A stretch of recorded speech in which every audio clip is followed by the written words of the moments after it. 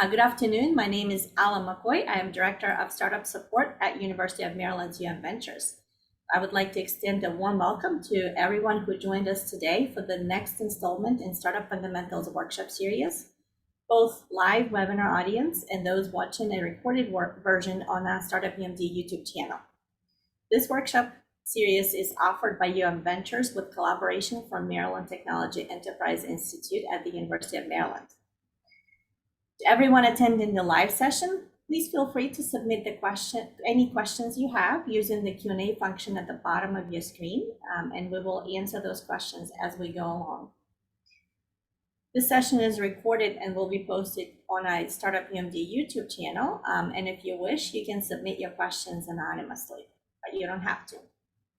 At the end of the session, you will be able to unmute your microphone and ask your question live, so if you'd like to wait for that, it will be an option.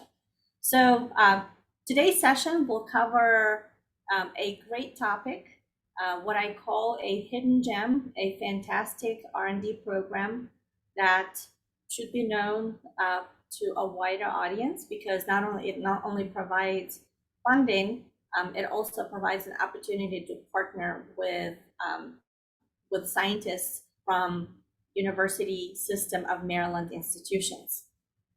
A very valuable opportunity. So I'm very pleased to introduce today's speakers, Joseph Naft, Director of the Maryland Industrial Partnerships Program at MTech, and Ronnie Gist, Associate Director of Maryland Industrial Partnerships at MTech. These gentlemen run the program, and they have been doing it for many years. They're very experienced. And they run a fantastic program. And thank you so much for joining us today and telling us about how what your program covers, how people can apply, who qualifies, and also if you have any tips on what is the best way to, what do you consider a great application, a winning application. So again, thank you. The microphone is yours. I'm gonna mute my mic and stop my video, but this is the stage is yours. Thank you very much, Ala, for that great introduction. My name is Joe Naft, and Ronnie, want to introduce yourself? I'm Ronnie Gist, Associate Director of MIPS. Thank you, Ala, for the nice intro. Thank you. All right, so I'm going to share the screen, and we'll have a slide deck. If you have, as Ala said, if you have questions as we go along, you're welcome to put them in the Q&A button at the bottom, and we'll also have an opportunity for you to ask questions live at the end. And you'll also have our contact information. If you want to contact us directly, then we'd be happy to have you do that. So let me get this slideshow up here. Okay, you should be able to see the slides now. So we are part of the Maryland Technology Enterprise Institute, which is within the Clark School of Engineering at the University of Maryland College Park campus. However, as you'll see in a moment, our program serves the entire University System of Maryland. We're called the Maryland Industrial Partnerships. And so what we do is we sponsor research in collaboration with Maryland companies, and that research happens at any of our system campuses, whichever is most appropriate for your particular needs in your company. So we have funding that comes from us that goes to the campus researchers, along with some matching funds from the company. And those funds go to sponsor projects that the companies do in partnership with the faculty and grad student at the various campuses.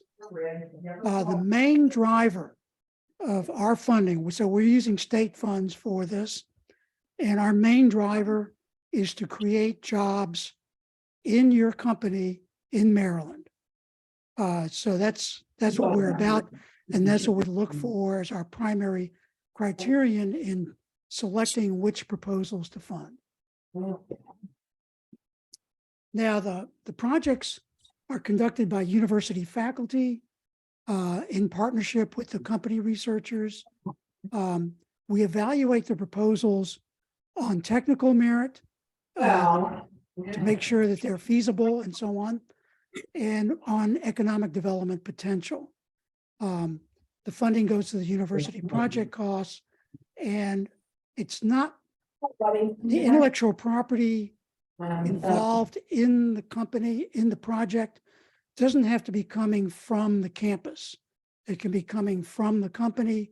You may have intellectual property that you come into the project with and have the project team, university team, work to extend that, improve it, prototype it, test it, whatever's needed to make your company successful with that product. Ronnie, you want to jump in here at this point? Unmute myself there. So yeah, thank you, Joe. So this is a kind of a quick flow chart because we get questions quite often about, well, wait a minute now, where's the funding go? One of the key differences with MIPS and all other grant funding programs that we know of is that our funding and the company match go to the university campus. Our funds do not go to the company. There are many other programs that do that, where you may receive the funding as the company, but then you would go yourself, perhaps pay a university researcher, right? STTR is an example of that in some cases. So in our case, this is kind of just a quick show you the flow, but basically you send us a proposal, MIPS a proposal. We have the different evaluations done, as Joe just mentioned, both on the business side and the technical side. Assuming that you win, the project funds go to the university and the company funds go to the university. That 10% cost share shows you up there is what the startups pay in. And what comes out of it is hopefully improvement of your product and services, and it goes to market. You want me to keep going, Joe? This is the eligible campuses: University System of Maryland plus Morgan State University and St. Mary's College. These are all the public campuses all over the state. What this means for you as a company proposing to MIPS is this is your pool of resources where the faculty are that can help you, that have the specific expertise you may need. We usually start out geographically. If a company, say, is in Western Maryland, we would try to partner them with Frostburg. If they're on the Eastern Shore, we initially try for Salisbury and University of Maryland Eastern Shore, but really it can be any mix. It's just where's the right faculty researcher for your needs.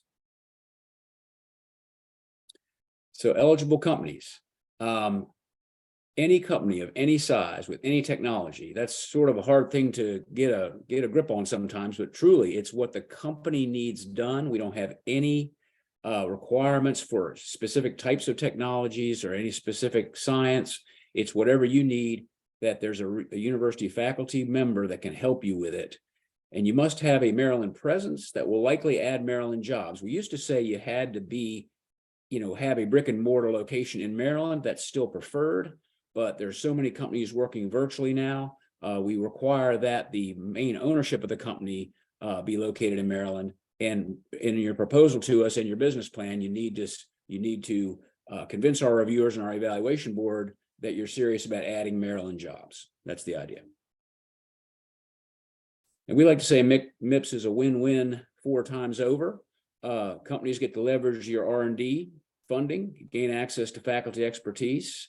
That is non-dilutive, non-debt funding. This is not an equity share, equity stake in the company of any kind. We're not taking any of your, sharing any of your company IP.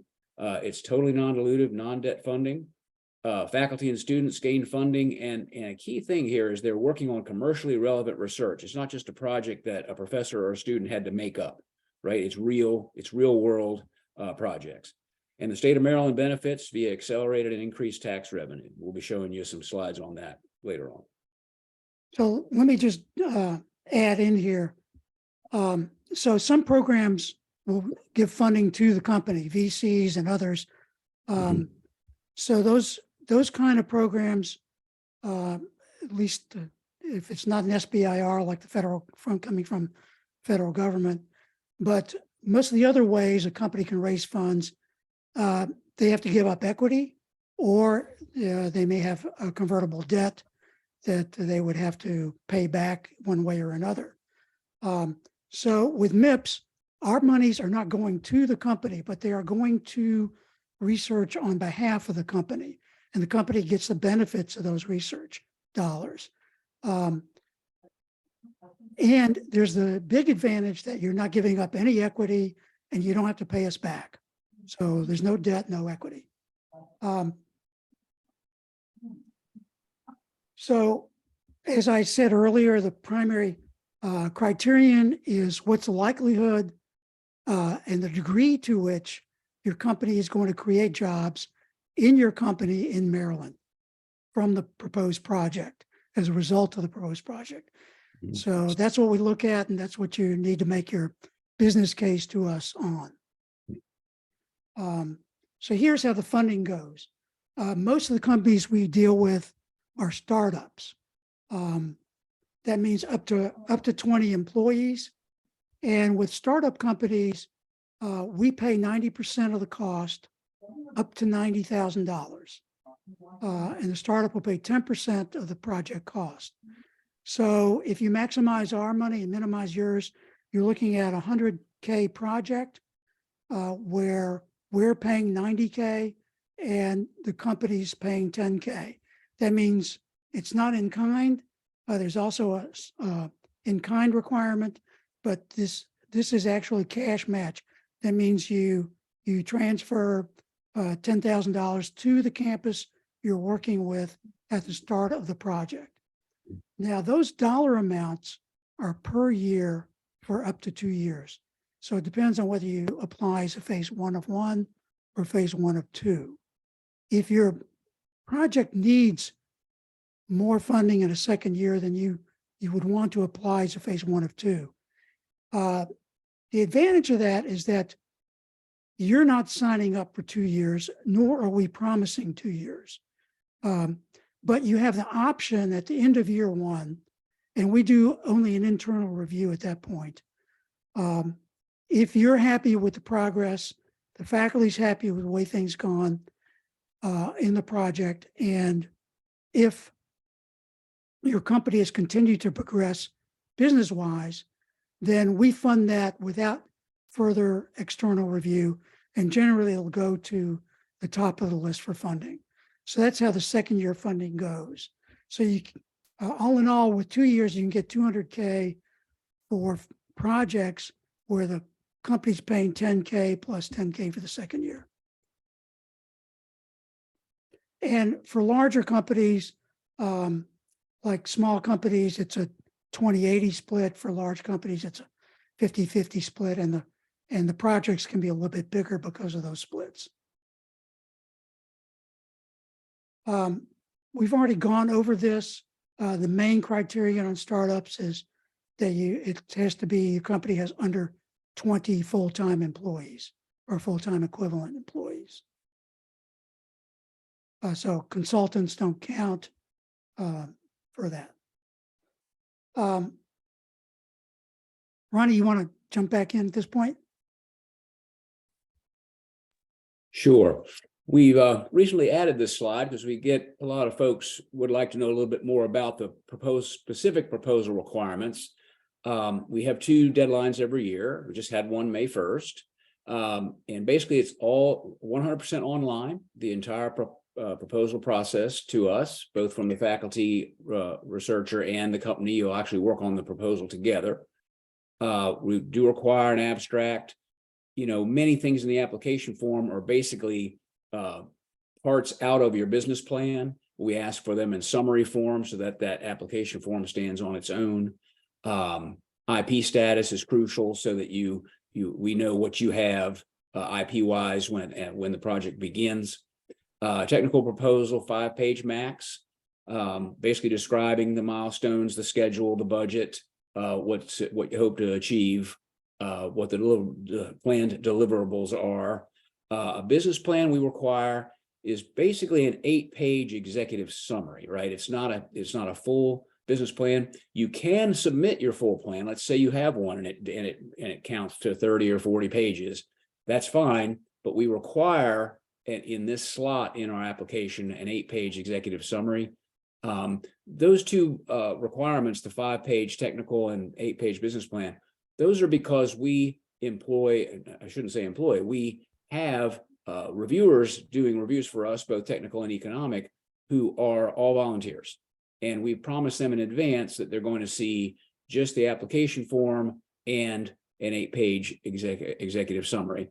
We also ask for financial pro forma income statement, basically a projections out 3 to 5 years, or whatever the timeline is for your industry, for your discipline.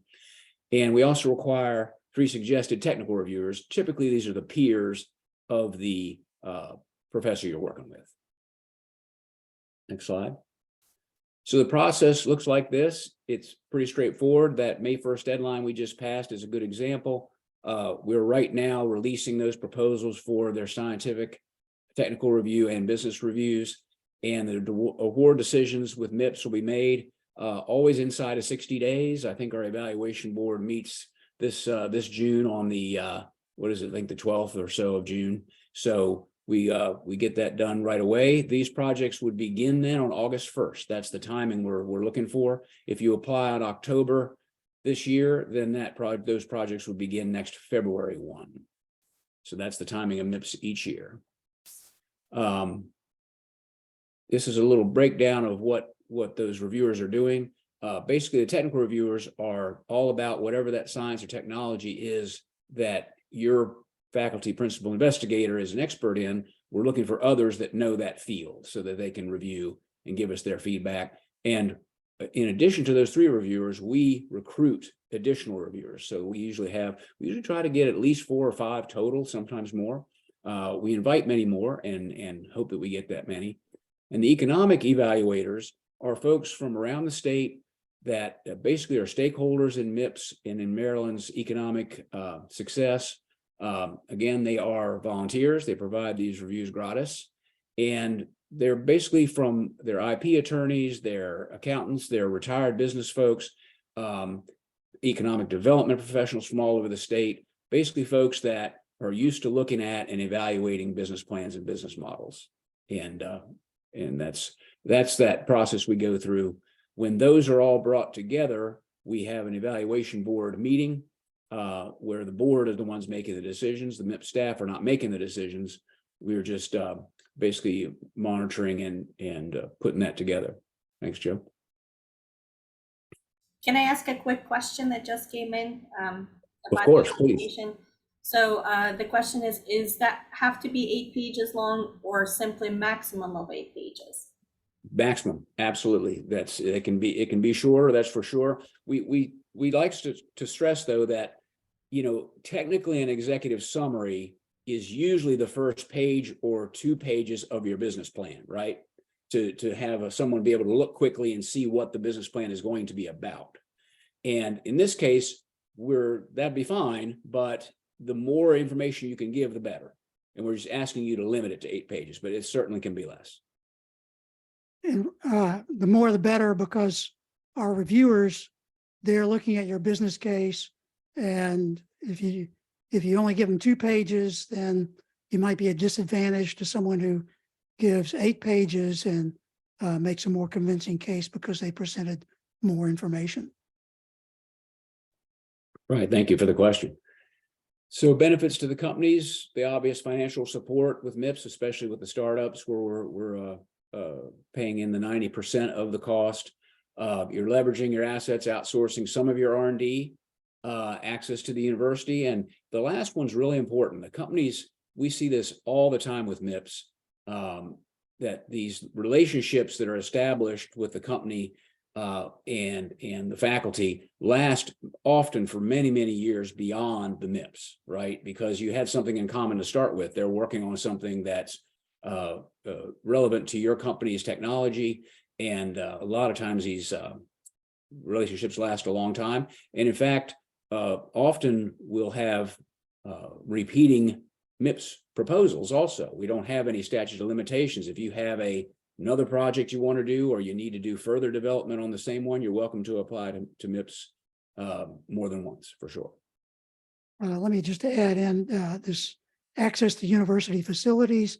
Mhm. That's not accessed by the company personnel. That's accessed by the faculty and students on behalf of the company. Mhm. But we have within the university system of Maryland, we have a tremendous amount of laboratory and other related facilities that can be put to work on your company's technical issues. So intellectual property, how does this work?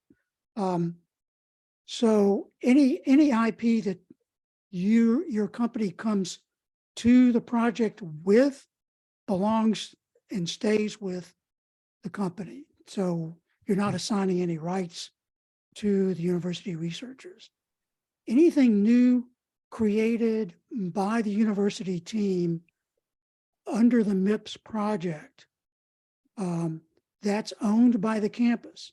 But our agreement with the company is that the company has an option to an exclusive license to that IP if you want it.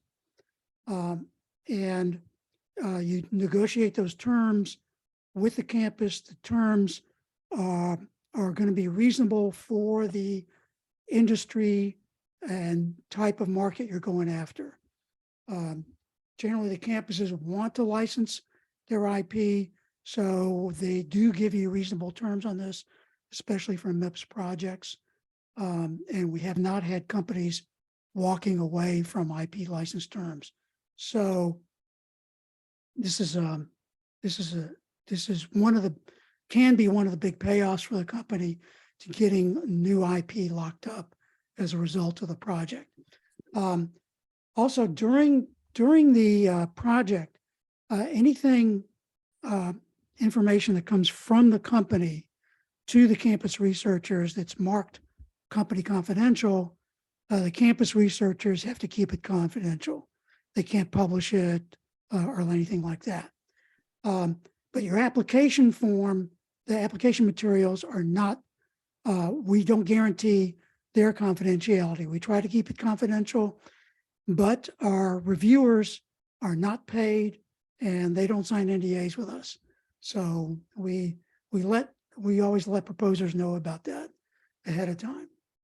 It's good to have that either protected by a patent or a provisional patent, or you omit some of the key details that are you don't want to have publicized. So a lot of the projects that we sponsor are life sciences projects. As Ronnie said earlier, we don't have a particular technology area that we're going after. It's whatever we can find an interested and faculty expertise within the university system, which is very broad. So almost any technology area can be found within the system. But nevertheless, a good large concentration of biotechnology companies are in Maryland. So a lot of our projects are biotech, life sciences related. And they range from medical devices. We get a fair amount of that. Health informatics. We get a fair amount of that. Medical diagnostics. So we do projects in that. And medical therapeutics. Sometimes that's a laboratory scale work. Sometimes it's animal studies. And we've even sponsored some small scale human trials, some early human trials. We say they're early because the amount of funding, you got 100 or 200K going into a human trial. It doesn't go far in terms of human therapeutics trials.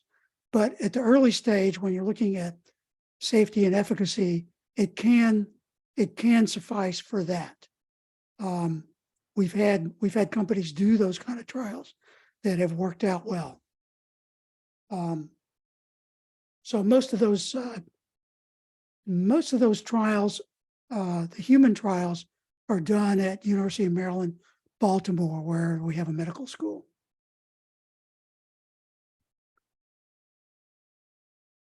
Oh, and we've had some of our a good number of these life sciences projects lead, if they're successful, which a lot of them are, they'll lead to further follow-on funding for the company, either through SBIRs with NIH, STTRs, private or TEDCO investments. We've had SBIR phase twos. So NIH has a program which is called Direct to Phase 2, where you skip phase 1 SBIR, but you can substitute something like a MIPS project for that phase 1 SBIR. We had a company do that, and they won a phase 2 SBIR worth over $1 million in partnership with UMB, based on not having done a phase 1 SBIR for that technology, but just based on the MIPS project they did as a substitute for the phase 1 SBIR. Hey, Joe. Yep. Or Ala, I've got to ask you, there's a question that's come in that looks interesting. Should we jump in and answer that one? Sure, yes. It's a good question. I wasn't sure if you were going to cover it further in your presentation, but the question is, thank you for the helpful presentation. Question, how can the MIPS funds be used? For example, can the professor outsource some of the R&D work to the partner company or startup to do R&D work in exchange for a portion of the MIPS funds? Yeah, that's a great question. Thank you. Great question. So we don't allow any of the project funds to flow back to the company or its personnel. So that's a rule that we have about that. However, some of the project funds can be outsourced to third parties if needed. However, we limit that to a small percentage of the project, say on the order of a max of 20%. The rest would need to be done by the university team. So I hope that answers that. Yeah, and then that 20% approximately can also be, that third party can be for equipment, right? It can be specialized equipment, can be some machining, manufacturing, can be parts and supplies, right? It can be something other than R&D labor dollars on campus. We like to see the majority of the project be conducted on the campus by campus personnel. But great question, thank you. Let me cover this one, Joe. So we've got a partnership with the Department of Natural Resources that we've had since 2009. And this is MIPS funding. It's a MIPS project. And the beauty of the program is there's no difference whatsoever if you want to apply to the DNR funding, you just apply to MIPS. It's the same exact amount of money available per project. The only difference is if you believe you have a project or a project or product you want help with that can mitigate climate change in some way or reduce sediment nutrient runoff into the Chesapeake Bay. It's basically a Chesapeake Bay water quality fund. And the reason climate change has now been included a few years ago is that climate change alone has been shown to have increased the nitrogen load into the bay dramatically. So now it connects with the water quality aspect of this fund. We have currently 18 of these projects underway now. And the way it works is we have a round, as we just did in May 1st, and there'll be some subset of those proposals that we get that we've looked at, and some of them we've actually gone out and shepherded and got them to come in. We want to make sure we have projects that are of interest to DNR, and we'll send that subset to DNR for their review to see if it qualifies for this fund. We're still doing all of our own reviews in the same way that we described. And in some cases, DNR comes back and says, yes, we would like to fund these 2 projects or these 5 projects. It depends on the round. And the beauty of that is it can increase your odds slightly of winning. And you get DNR funding, which is always great for projects and products that are trying to do things that are ecologically good for the Bay. And as I said, there's 18 of those underway right now. We get DNR generally funds somewhere between 3 and 5. We had one round, they did fund 7 projects, but that's an unusual number. So again, it's not a separate program. You just apply to MIPS and we take care of it from there.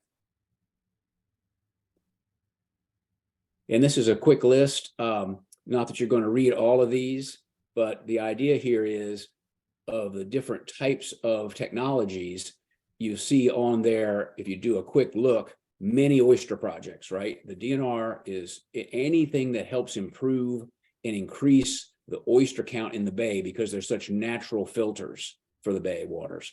They're very interested in. So there's a number of different projects underway now, and that DNR has funded in the past, having to do with oyster, everything from farming to advancing the seeding process and so on.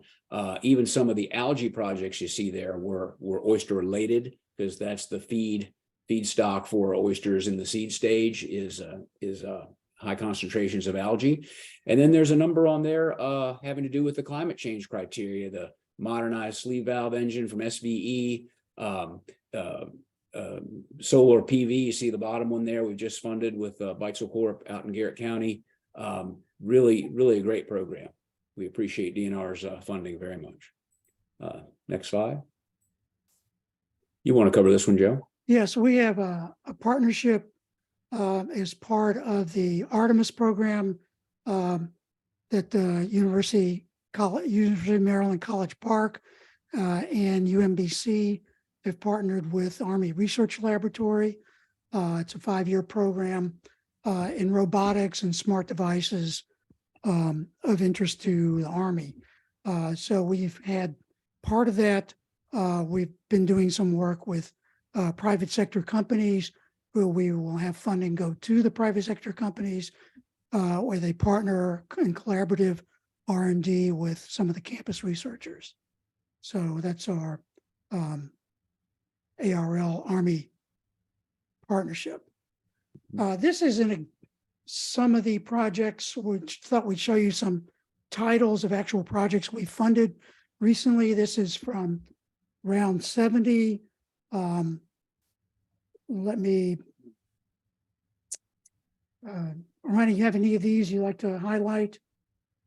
Well, I'd like to say that first of all, you see that our asterisk system didn't work too well on that slide. I'm just realizing, because DNR actually funded Beloso Motors and Ferry Cove Shellfish and Alga BT and SVE technology. So I don't know how that slipped off that slide, but that's one thing I'd like to mention. And in particular, Ferry Cove Shellfish, this is a brand new hatchery. That's about 2 years old, but quite new, in Talbot County on the Eastern Shore, that is the second only in the state to basically, grow oysters basically from the larvae stage and to actually create the larvae. They advanced that technology quite a bit.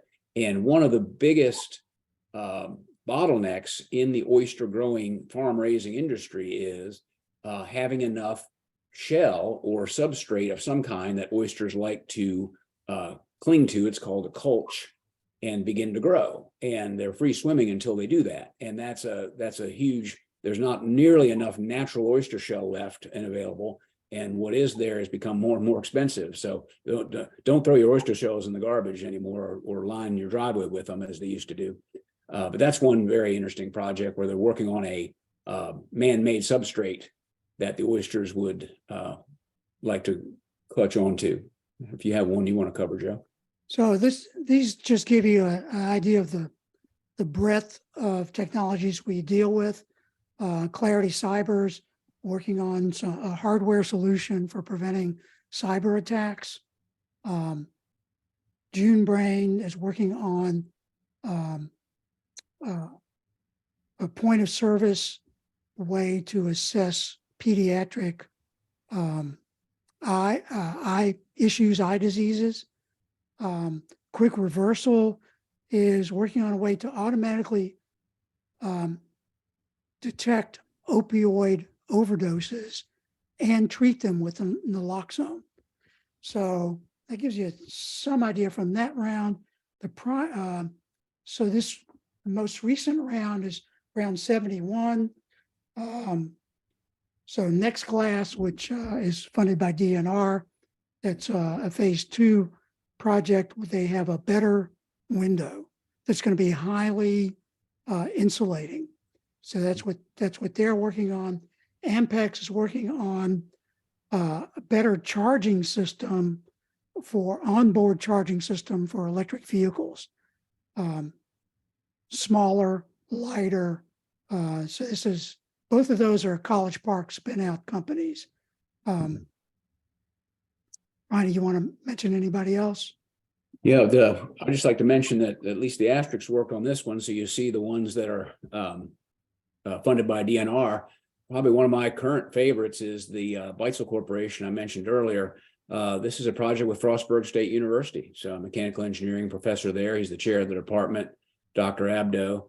And this is a design for and they're actually planning to build a prototype in their phase 2, but a design for a mobile solar plant where it will be able to take it just about anywhere and have mobile solar power for all kinds of sensor equipment, sometimes even long distance conveyors for the mining industry. There's lots of different applications you can imagine for places where you're way off the grid and you need quick or temporary power. If you don't mind, there's actually a related question to what you were just talking about. Oh, sure. He's saying, it appears, unless I've missed something, that the MIPS places a heavy emphasis strictly on life science specific to medical tech and health. Do you take interest in other types of technology? We are an accelerated e-commerce web technology company. I'm wondering if there's an opportunity for us via MIPS. Additionally, as it relates to funding for research and development, what happens if you have done the work and have the data and analytics to prove your business model and its growth potential? So I'm not real clear on what you're asking about with the second part of the question, but the first part, we don't focus on life sciences. We were presenting that because what we're saying is that life sciences focus on us. So there's a large life sciences business community in Maryland. And so we tend to get a lot of proposals from those kinds of businesses. And so it's not that we limit ourselves to that. We deal with almost any technology. We do quite a bit of computer and software types of projects. So if you're working in e-commerce and you need some work done by the university system, what I would suggest is that you contact me directly and we could have a conversation about that and what would be appropriate and the ins and outs of and the advantages and disadvantages of working on that kind of project with the university. So I'd be happy to speak with you about it. You can email me. We'll present our email addresses at the end here, and you'll have that. And I'll try to maybe answer the second part. I think what I'm understanding your question here is, if you've done work that you believe you have analytics data to show your business model is proven in its growth potential, that's exactly what our reviewers are looking for. We want to see a solid business plan. We want to see solid projections for the future. And if you have very good analysis to back that up, that's all the better. So we'd love to see that in the proposal, because that's what our reviewers are trying to evaluate, is the company's potential for growth, potential for success. And also back to the technology, apologies if it appears we're emphasizing one. We are absolutely not. It's completely about what's the company need, whatever it is. I don't know if you thinking back to those slides we showed with the lists of DNR projects, for example, or our last couple of rounds, the technology is all across the board there. It's whatever a company needs to advance, to grow. So we're totally agnostic about what the technology is. Thank you. Do you ever partner companies with business school faculty for any of that work, or is it just strictly for technology R&D? So the answer to that is yes, we do partner with business school faculty, but it's always on technology projects. So in fact, business school has people who are doing various kinds of software applications. They're involved in, for example, in health informatics. So we do those kind of projects. What we don't do is market studies, business plan development, and that kind of thing. We don't consider those to be technology projects per se. So I hope that answers that question. Yeah, got it. That's a very good clarification. We have a few more questions if you want to answer those, or Sure. Sure. Good. Yeah. So what form can the company investment take? is this cash from the company given to the university team doing the project, or can it be expenses at the company matching the project work? For example, investment in personnel on the company side devoted to the project work. Yeah, it's both of those. So we require a cash match, which is cash paid by the company to the campus at the start of the project. So generally for startups, that's, if it's a 100K project, that would be $10,000. We also require a 35% in-kind match, and that's a promise on the company part that they will be engaged in pursuing this technology or this market for that product within their company. So that can be, company salaries, it can even be sweat equity within the company. And that we don't audit that. So it's basically a promise on the company side that you're going to contribute your in-kind effort toward the project. Sometimes the companies will have to give maybe some equipment, like a prototype that's going to be tested or something like that, to the campus for testing, so they can include that cost as part of the in-kind. But it doesn't count toward the cash match. That actually has to be dollars. Got it. That's a great. To add to that, I know that Prince George's County Economic Development Authority was considering making grants to Prince George's County-based companies to help with the 10K match for MIPS. Mm-hmm. So, Oh, that's great to hear. Well, you think that's a wonderful idea? Wonderful idea. Yeah. So you can reach out to, if you're based in Prince George's County, you can reach out to them and see if they've implemented that. So I don't want to say they've done. I know that they're considering it. Right. Good. Yeah, we don't, within MIPS, we're not checking the source of the money. So it can be out of your own pocket. It can be your credit card. It can be your uncle paying for it. We're okay with whatever the source is. So it's just a question that you as a company have to okay it with your source. So that's how we approach that. Any other questions, Ala? Yeah, so here's another question. Can you tell us about the machine learning project? Yes, we have machine learning projects. Maybe, was there a particular one that they mentioned, or? No, it just says the machine learning project. Jacqueline, if you could clarify if there's a particular one you're interested in. Yeah, I don't know if she saw. Oh yeah, here's a machine learning enhancement of aerogel insulation. That's with Liatris. So this is I forget if this was chemical or mechanical engineering. So they wanted to design an aerogel insulation, and there can be various ways to formulate that. And then they would like come up with some parameters. They'd make an aerogel based on those parameters. Then they would test that aerogel, and they would do that with a number of different formulations. Then they would feed that information back into a machine learning system and let the machine learning system help select what formulations they should use for the next round of tests. So it's kind of it was an optimization problem that they were working on. There's all kinds of machine learning projects that are possible. That's just one. It depends on what your company needs. So I hope that answers that question. Thank you. So let's see. Yeah, she said, got it. Thanks. Thank you for asking the question. Here's a question. So I don't see any questions from the audience, but I have one, or I think people might have one. So if you are an outside entrepreneur and you don't know what type of expertise, technical expertise is on campus, do you match entrepreneurs with professors for these projects? So if somebody comes and says, here's what I'm developing, can you recommend, and how does that work? How would they partner with a faculty? Ronnie, you want to take that one?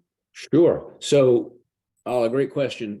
We do this all the time. So the idea is if you know, you'll need to know, and you will know if you're the company, the entrepreneur, what are the keywords, right? What's the area of expertise that you're looking for? It just as you would if you were going to hire a new employee or perhaps find a consultant, right? You would know that this professor needs to have experience in these areas.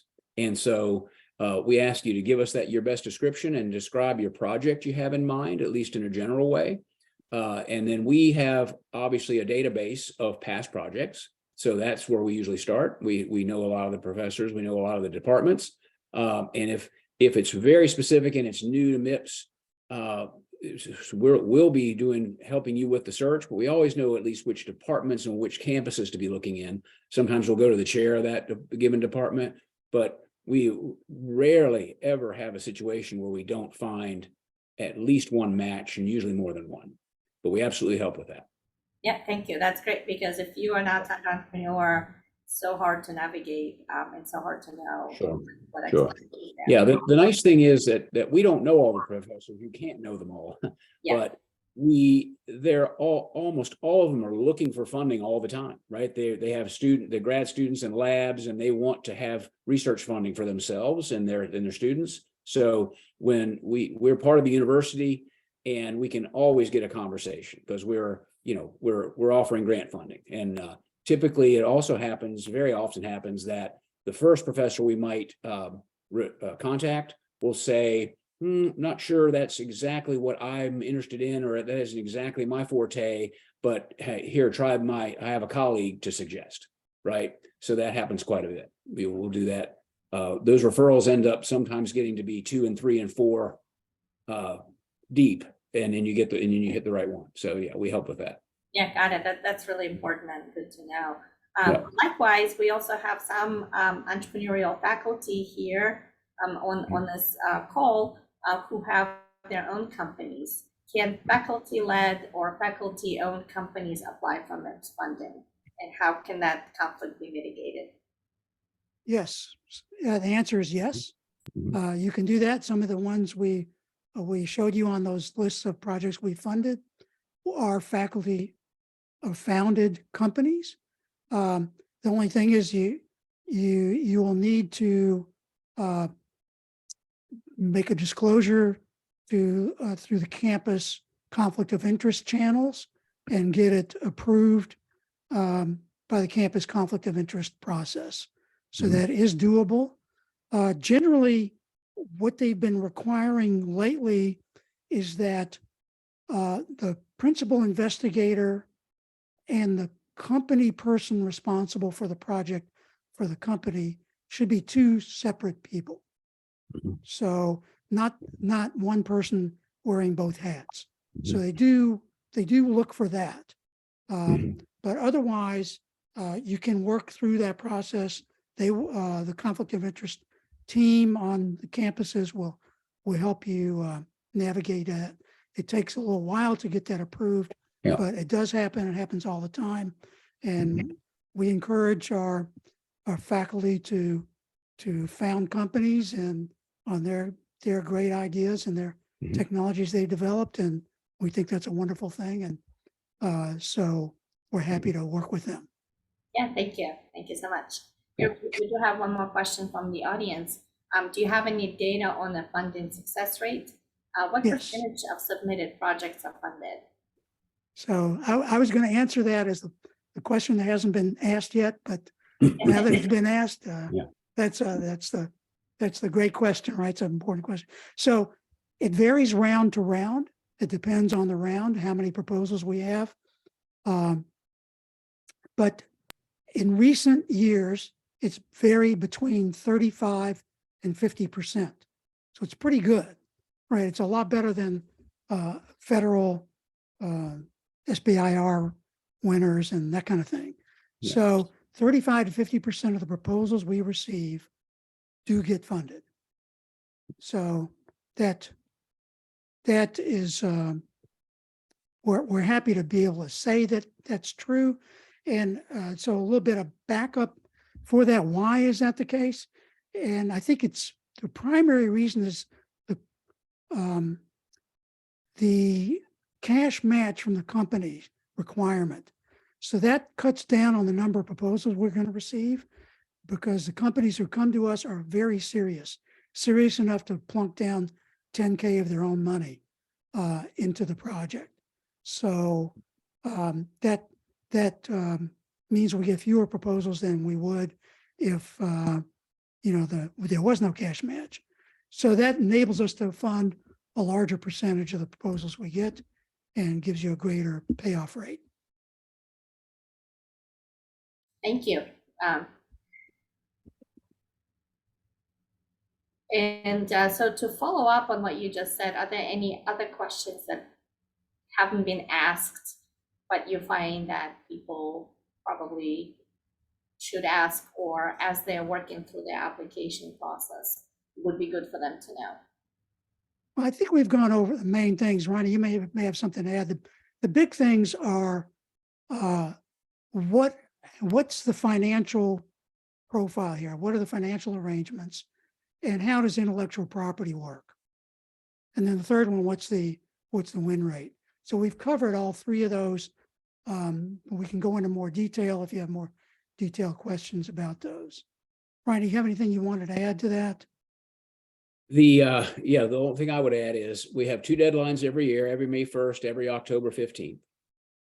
And we always emphasize that deadline, 5 p.m. on May 1st, is everything immaterial in the online portal and the campus research admin office for that, whatever that campus is you're applying with, that their sign off is the last step. That's the last thing that has to happen. And therefore, if you can possibly do it, I often tell folks for the May 1st deadline, just put April 15th on your calendar, like it's tax day, and get your proposal in our system, finished, ready to submit early.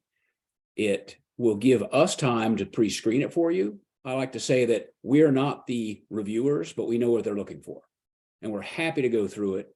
And it helps us to have it more spread out, but we can give you feedback that can often improve your proposal and you have time to revise it. So probably one of my biggest suggestions is finish the proposal, get it into our portal early. It will be a big help for you and increase your odds of winning. But other than that, I think we've covered. And Joe, I think the last slide you wanted to show has our contact info on it. I know. Yeah, we have a few more slides I'd like to go over quickly. So this just shows you a summary of our program. We've been in business since the program started in 1987. It's been highly successful. We've dealt with almost pushing 700 companies now, pushing 1,000 projects. Here's some of the big winners we've had, billion-dollar companies that have come out of this, whose early development was supported by MIPS projects. And there's a summary of the results. There's over 7,000 current jobs in Maryland today that can be traced back to successful MIPS projects, early support for those products that those projects are based on. Those are direct jobs. The total jobs are what the economic development folks look at when they look at multipliers. Revenues have been $42 billion in sales. Tax revenues to the state receives $166 million a year in tax revenues to the state treasury as a result of MIPS. 125 million additional go to the county taxes. 87% of MIPS startup companies are still in business 5 years later, and 63% of all the startup companies we've ever worked with since 1987 are still in business today. So the MIPS program works. It works very well, and we would invite you to contact us. Here's our contact information. You can go to mips.umd.edu. You'll find our contact information there as well. So thank you very much for bearing with us and for joining us today. I'm going to stop this share now. And if there's, I think we're going to go to a live Q&A. Thank you, Joe. So we have two very quick questions already submitted. So let's do that. So first is, would you be willing to share your slides or an information sheet for me to present in my course in the Executive MBA at UMD? I teach the Entrepreneurship ALP. We have projects that come out of course that become startups. And I think this program could help with additional R&D for some of them. We would love for that to happen. Thank you. And absolutely, we can give you the slides. I don't know if Ala, you have a way to do that, but if you contact me directly, I'll be happy to send you the slides. And Yeah, I can. I'd like to add that we'd be happy to do something like this or a shorter version of this live for your class. I'd be happy to do it. Yeah, that's great. Yeah, and absolutely. And also as a reminder, we will be posting a video. Joe, if you'd like to send me the slides and I can share with everybody who registered, so they have it. Thank you, Ala. We'll do that. Yep. Yeah. Then one more quick question. We have 2 more minutes. Can MIPS funds be used for IP protection? I'm sorry, say that again, please. Can MIPS funds be used for intellectual property protection? My guess is can it be used to pay for patent costs? No. No. It's only for technology development. Yep, got it. Thank you. I think that's all the questions that we have. We have about 2 more minutes. If anybody would like to raise your hand and ask one last question, we can do that. Otherwise, I'd like to thank our speakers. A very informative session. Like I said, MIPS is a fantastic hidden gem that probably should be used by more companies, more startups in the area. I would like to see more collaborations between startups and University of Maryland faculty. What a great way to be able to partner with some of the brightest minds in the world to further your product at your company. So thank you for doing what you do and for providing this opportunity. And thank you for joining us today and telling us about it. Thank you for having us, Ala. Really appreciate it. You're very welcome. Really enjoyed it. And thank you to everyone who tuned in today. And we hope to hear from you and be able to work with you on some useful and fabulous technology R&D. Yeah, hopefully some of you will be able to apply the next applications deadline, which is what is the next deadline? October 16th. Perfect, October 16th. So get started well ahead of time. That's right. All right. Thank you, Joe. Thank you, Ronnie. All right. You're welcome. Thank you. See you. Thank you. Okay, bye-bye. Bye.